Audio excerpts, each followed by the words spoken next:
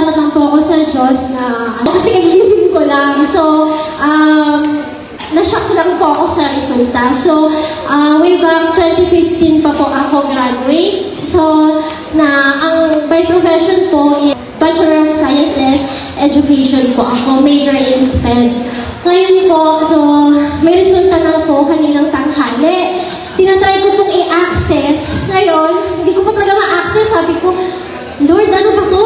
Hindi ba ang pasado? Ano? Sabi ko, bahala na nga. Aware naman po ang lahat dito na panggabi po, may trabaho po ako sa gabi. So, tinulog muna ako. Tapos po, parang hinayaan ko na. Ngayon po, pag-gising ko, sinabi sa akin ng kaibigan ko na, ayun nga po, pasado po ako. Ayan, God is good po talaga. Kasi, imagine po, wala po talaga akong planong mag-take ng board exam. Tapos, parang sabi ko, niyaya lang po ako ng kaibigan ko. Tapos sabi ko, hala, hindi ako parang ayoko kasi wala nang magbabantay sa anak ko, hindi ako makakapag-review. Wala po talaga akong review. As in, zero po talaga. Talagang sabi ko, parang nalusaw na natin yung pinag-aralan ko. Tapos, ayun po.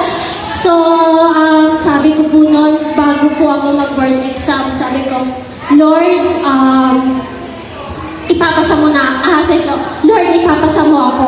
Kasi pag hindi mo ako pinasa, bahala ka talaga. Sabi ko talaga po gano'n. Lord, mag-aaral, pag nag-school yung anak ko, kailangan nandun na ako. So, ngayon pa lang po, kahit hindi ako mag-review, pasado na po ako. Tapos parang after po ng exam ko, kinalimutan ko na po, every night na lang po, natadasan na lang ako na, Lord, ganito, hindi po ako nag-review, ganito, pasado na po ako. Tapos out of yan, hindi ko na po nabantayan kung kailan yung resulta ng exam. Biglang kanina lang po,